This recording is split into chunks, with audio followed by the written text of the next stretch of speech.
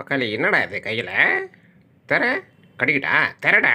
ஆ, என்ன வச்சிருக்க? ம் ஆ, நல்லா தான் இருக்கு. ஐயா, நல்லா இருக்கு நல்லா இருக்கு நல்லா இருக்கு.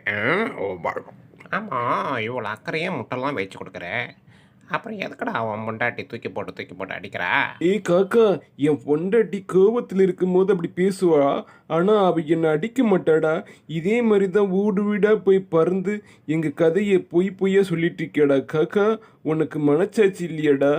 ஏன்டா இப்படி பண்றீங்க? எங்களை பத்தி பேசுறீங்க? விரல கட்டிக்காதடா, விட்றா. நான் தான் முட்டை வச்சுக்கிறேன்ல, அதுக்கு எதுக்கடா விரல கட்டிக்கிற? முட்டையை சாப்பிட்டு ஒழுங்கா போய் நல்ல விஷயமா சொல்ற ஊருக்குள்ள. ஏய் காக்கா, கொஞ்சமாவது மனசாட்சியோட நடந்துக்கடா. டேய் கடிக்காதடா விரல, கடுப்பாயிடுவேன்டா நானே. கோபம் வரும்டா எனக்கு. ஆ, உனக்கு கோவம் வருமா? நீ அடி வாங்குறது தான் ஊருக்கே தெரியுதாடா. ஆ, இதில் வேற கோவம் வேற. போயிடு, உனக்கு நான் கொடுக்க மாட்டேன், உன் ஆளுக்கு தான் கொடுப்பேன். இந்த மணி எடுத்துட்டு போ, இந்தா சாப்பிடு. அடியே, சாப்பாடு வீணாக்க கூடாதுரி, நல்லா சாப்பிடு.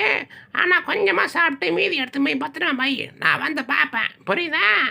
அவன் பேசி கேட்டுக்கிற நீ மாட்டு சாப்பிட்றாத, பயங்கர கடுப்பாயிடுவேன். போ. அங்கதான் உள்ள எடுத்து போய் அந்த இடத்தான். அப்படிதான் நல்ல பொண்டாட்டி. நான் சொல்கிறது என் பொண்டாட்டி இப்படி கேட்டா பத்தியாடா, உன் பொண்டாட்டி கேட்பாளா? ஏய் போடா, என் பொண்டாட்டி கேப்படா. ஆனா என் பொண்டாட்டி பத்தி அவதூறு பேசாதடா, புரியுதா? சரிடா, அதுக்கு என் பொண்டாட்டி வச்சு உனக்கு எதுக்கு போய் பார்க்குற? அதை தள்ளி விட்டுறாத. அவன் நான் தான் தள்ளி விட்டுன்னு சொல்லி என்னை புரட்டி எடுத்துருவா. என்ன பண்ணுறது? அவளுக்கு உணவு வீணாகிறது பிடிக்காது, அதனால் அந்த உணவெல்லாம் சாப்பிட்டுட்டு இருக்கா. எல்லாரும் வீட்டில் ஆம்பளை கும்பல் கஞ்சி தான் வாங்கிட்டு இருக்கான். நானும் தான்டா. என்னை பற்றி வெளியே சொல்லாத, உன்னை பற்றி இனிமேல் நான் சொல்ல மாட்டேன், வரட்டா?